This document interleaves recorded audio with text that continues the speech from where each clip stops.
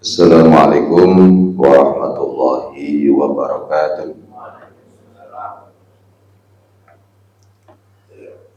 Innal hamdalillah nahmaduhu wa nasta'inuhu wa nastaghfiruh wa na'udzu billahi min syururi anfusina wa min sayyiati a'malina. May yahdihillahu fala mudilla lahu wa may yudlil fala hadiya lahu. Asyhadu an la ilaha illallah wahdahu la syarika lah wa asyhadu anna Muhammadan abduhu wa rasuluh. Allahumma anta rabbi la ilaha illa anta khalaqtani wa ana abduka wa ana ala ahdika wa wa'dika mastata'tu a'udzu bika min syarri ma sana'tu abu'u laka bi ni'matika alayya abu'u bi dzambi faghfirli fa innahu la yaghfiru dzunuba illa anta. Bapak Ibu jamaah salat subuh yang selalu dirahmati oleh Allah Subhanahu wa taala. Renungan pada pagi ini kami melanjutkan surat Al-Maidah ayat 54. A'udzu billahi minasyaitonir rajim. Bismillahirrahmanirrahim.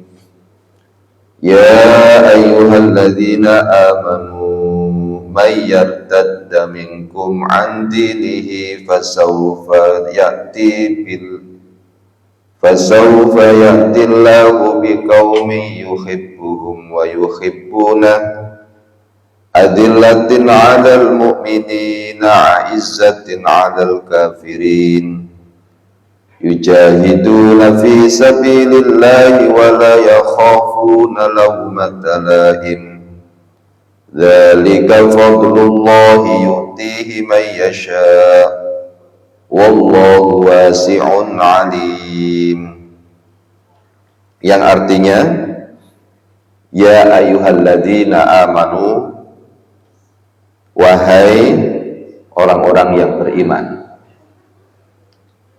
mayyartadda minkum, barang siapa yang diantara kamu yang murtad.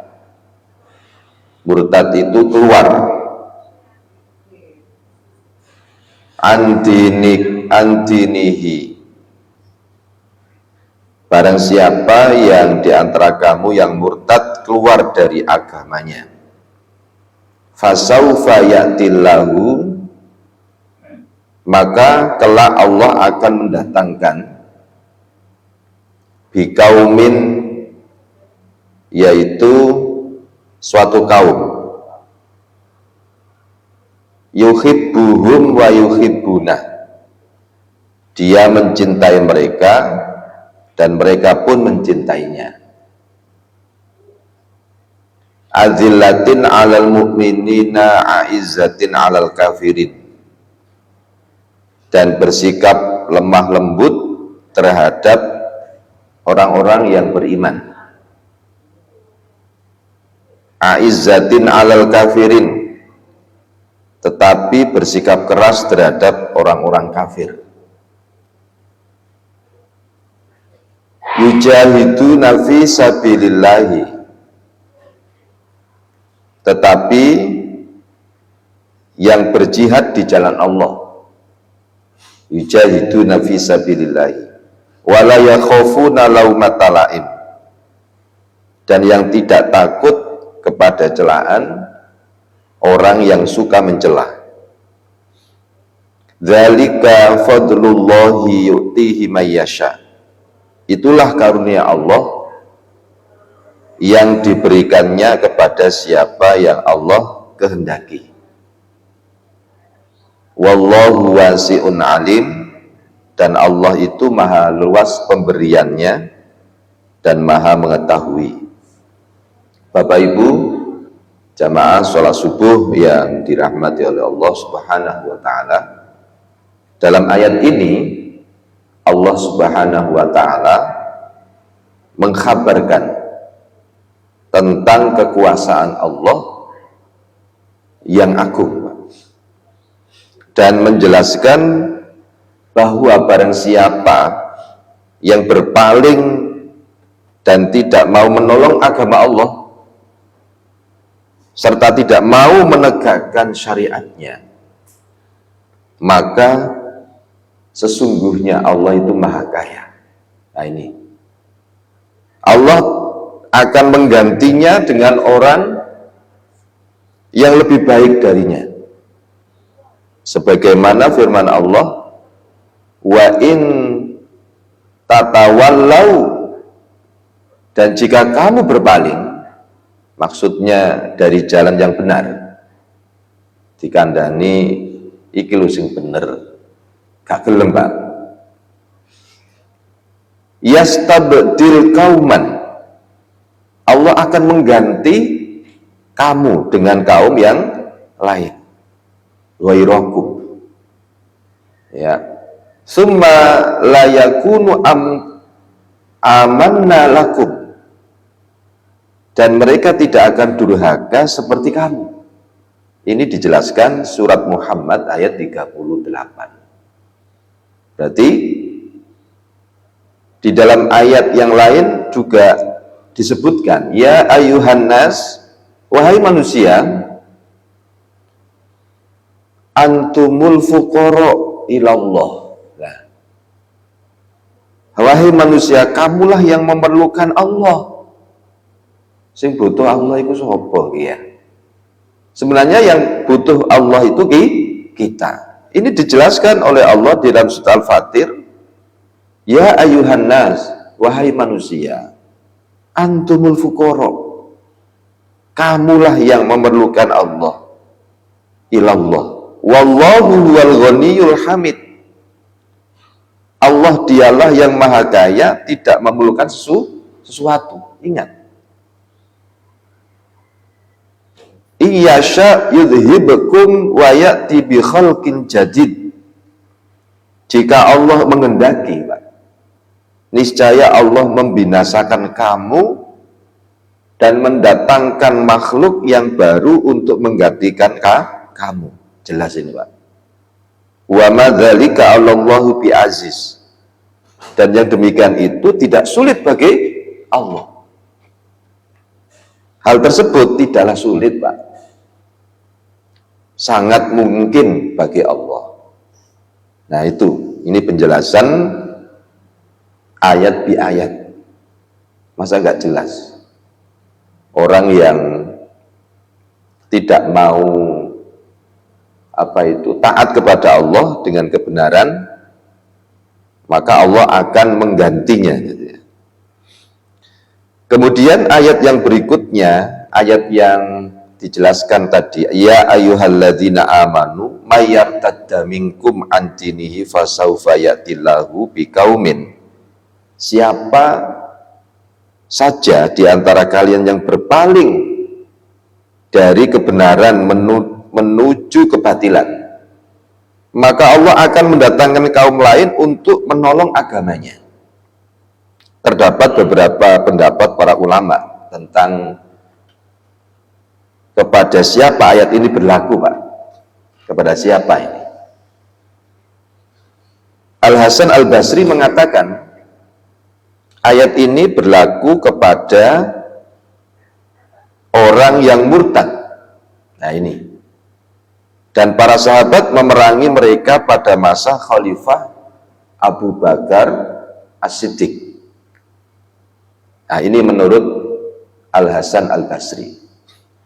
Ibnu Abbas mengatakan mereka adalah orang-orang dari Yaman, Kinda dan As-Sukun.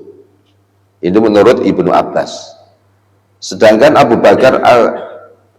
Bakar bin Ayyisi itu mengatakan bahwa yang dimaksud dalam ayat tersebut adalah penduduk Qadisiyah. Nah ini pendapat Abu Bakar Al-Ayyisi. Fasawfa yantillahu biqaumin yuhibbuhum wa yuhibbuna adillatin 'alal mu'minina 'izzatin 'alal kafirin. Ayat ini menjelaskan tentang sifat, Pak. sifat paling penting yang dimiliki orang-orang yang mukmin yang sempurna. Nah ini yang akan Allah datangkan ketika orang menjadi murtad dari agamanya. Sesungguhnya mereka itu mencintai Allah dan Allah pun mencintai mereka. Mereka itu rendah hati kepada orang-orang beriman dan sangat keras kepada orang-orang kafir. Ini sifat penting.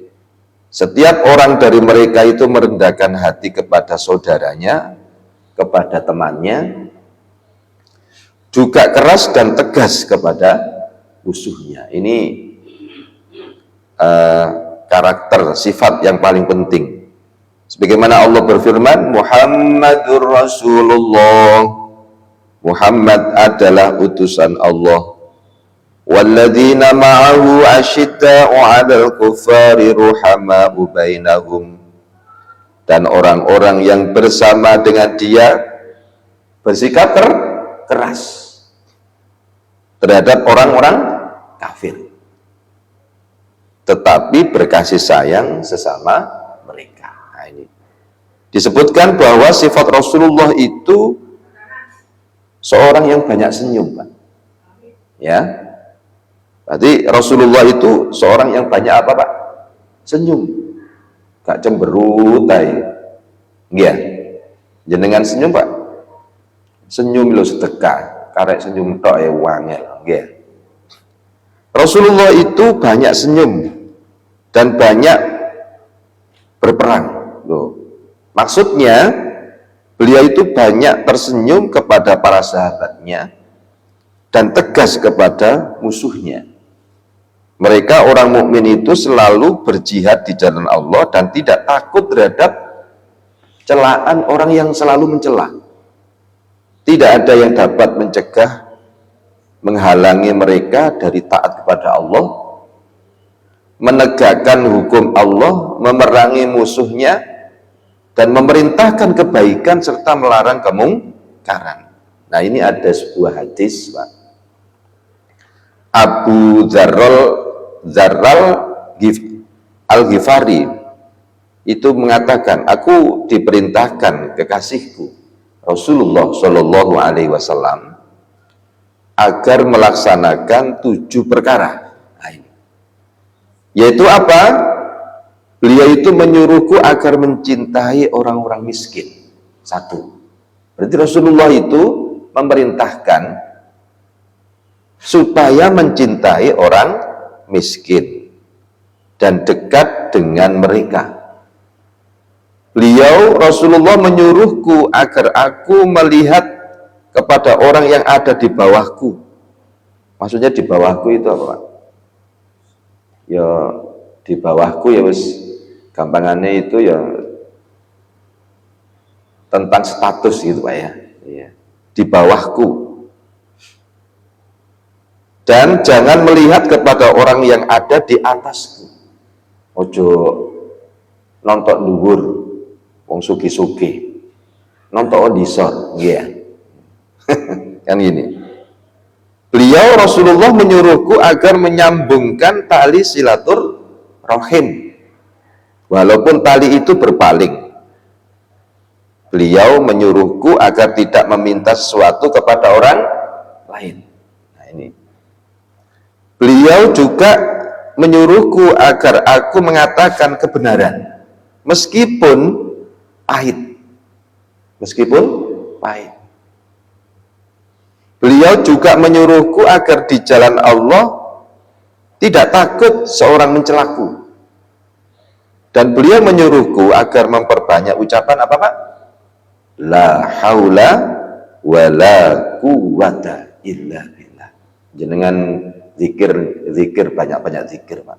La haula wa la quwwata illa billah. Karena ucapan tersebut merupakan apa? Perbendaharaan yang disimpan di bawah arsy. Loh, coba, ayo kita amalkan. La haula wala quwata illa, sebanyak mungkin pokoknya. Ini hadis riwayat Ahmad ya, di Al-Majma' diriwayatkan oleh Ahmad atau Broni dalam Al-Awsat. Kemudian dalam hadis yang lain dari Abu Sa'id Al-Khudri radhiyallahu anhu, Rasulullah pernah bersabda, janganlah seseorang di antara kalian merasa takut kepada manusia untuk mengatakan kebenaran apabila dia melihat atau menyaksikannya, karena sesungguhnya tidak akan mendekatkan ajal dan menjauhkan rezeki apabila seorang mengatakan kebenaran atau mengingatkan sesuatu yang besar. Kambangan ini ngeten Pak, asli nih. Wis kebenaran itu sampaikan saja, jangan takut. Maksudnya jangan takut mungkin dodolane gak laku, halo. Nah, maksudnya gini, sesungguhnya kalau kita menyampaikan kebenaran, ya, sesungguhnya tidak akan mendekatkan ajal dan menjauhkan rezeki. Apa yang kita sampaikan kebenaran itu harus kita sampaikan. Jadi Abu Sa'id Al-Khudri juga, Rasulullah bersabda, sesungguhnya Allah itu benar-benar akan menanyai seorang hamba pada hari kiamat nanti. Sampai-sampai Allah benar-benar menanyai dengan berkata, wahai hambaku, kamu pernah melihat perbuatan mungkar, akan tetapi kamu tidak mencegahnya. Nah, coba ini misalkan kita ditanya seperti ini di sini ya Pak. Pernahkah kamu melihat perbuatan mungkar akan tetapi kamu tidak mencegahnya? Halo? Kita pernah Pak? Oh sering. Maka hadis ini dia menjawab, wahai Tuhanku, aku percaya kepadamu, akan tetapi aku takut kepada manusia. Loh ngomong ngono Pak jawabannya. Hadis riwayat Ahmad, Ibnu Majah, hadisnya sahih. Kemudian dari Hudzaifah bin Al-Yaman, Rasulullah pernah bersabda, tidaklah layak bagi seorang mukmin untuk menghinakan dirinya sendiri. Tidak layak. Ma yang bagi lil mukmin ayyuzilla nafsahu. Tidak layak seorang mukmin itu menghinakan dirinya.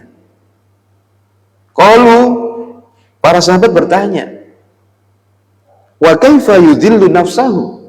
Nah, wahai Rasulullah, bagaimana seorang itu menghinakan dirinya sendiri? Maka qala, Rasulullah bersabda, yaitu yatahammalu minal bala'i ma la yutiqu. Rasulullah bersabda, dia itu menanggung ujian yang dia sendiri tidak kuat menanggungnya. Ya. Nah itu, ini penjelasan ayat yang tadi. Nah, ayat yang berikutnya, zalika fadlullahi yutihi may yasha wallahu wasi'un alim. Itulah karunia Allah yang diberikan Allah kepada siapa yang Allah apa? Kehendaki. Dan Allah itu maha halus pemberiannya dan maha mengetahui. Jadi barang siapa yang disifati dengan sifat di atas tadi, ya, maka itu merupakan karunia dari Allah yang diberikan kepadanya dan taufik Allah untuknya. Allah itu maha halus karunianya, Pak. Allah itu maha mengetahui siapa yang berhak mendapatkan karunia itu dan siapa yang tidak. Innama waliyukumullahu wa rasuluh. Sesungguhnya penolongmu itu siapa Pak?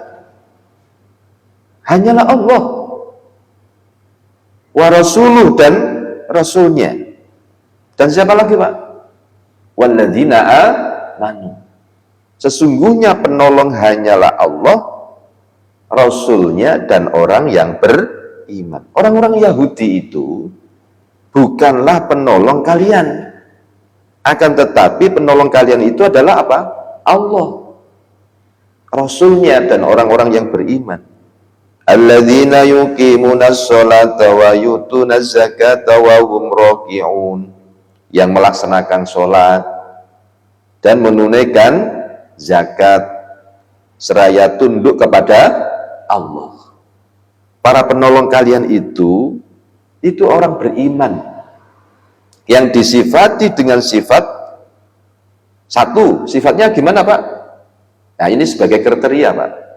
Jangan sampai kita terbodohi dengan pakai kopiah, pakai jubah. Ternyata modus, Pak, ya. Halo? Iya.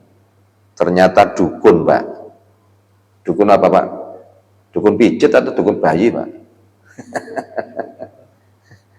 Nah, ini orang yang menolong kita, yaitu orang yang beriman, disifati selalu mendirikan sholat, yang merupakan rukun Islam yang paling besar, dan merupakan bentuk penyembahan kepada Allah semata.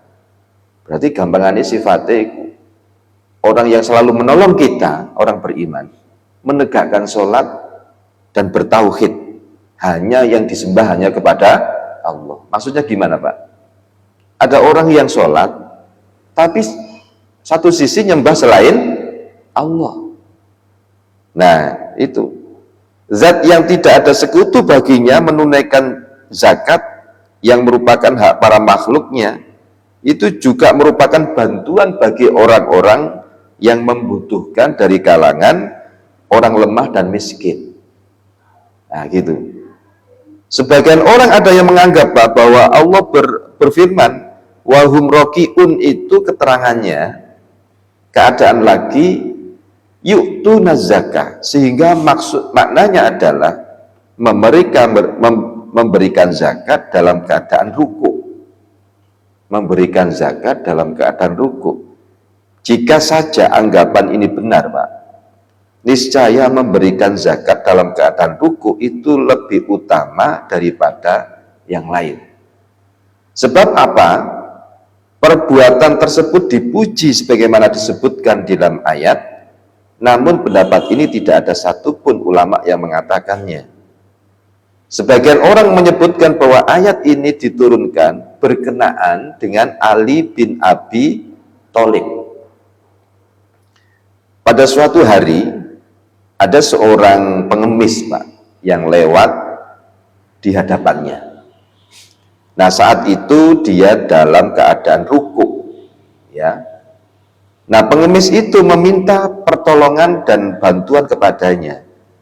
Maka Ali memberikan isyarat pada cincin yang ada di jarinya sambil tetap dalam keadaan ruku, ya.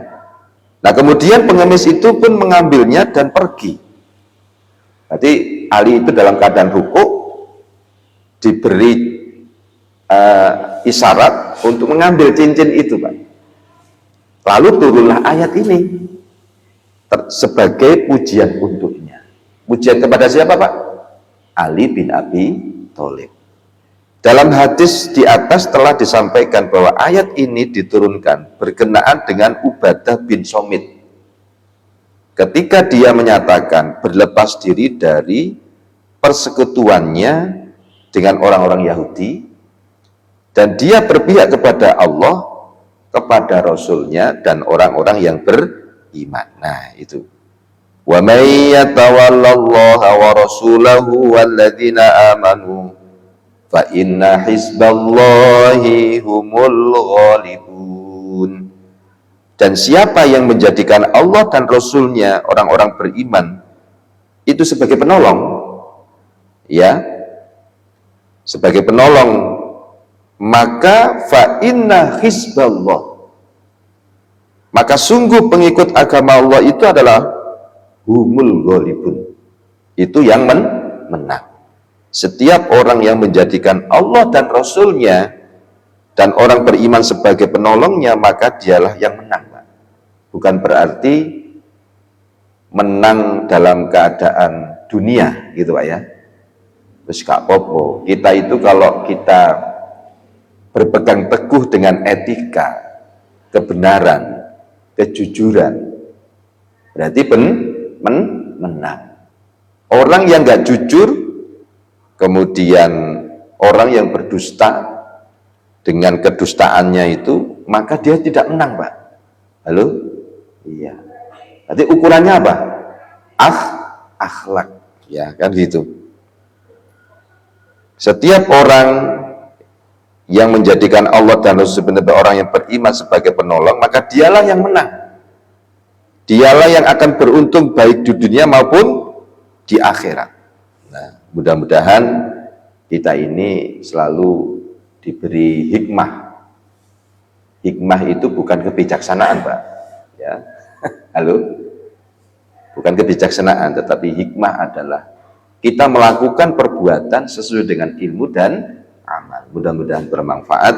Subhanakallahumma wa bihamdika asyhadu an la ilaha illa anta astaghfiruka wa atubu ilaik. Wassalamualaikum warahmatullahi wabarakatuh.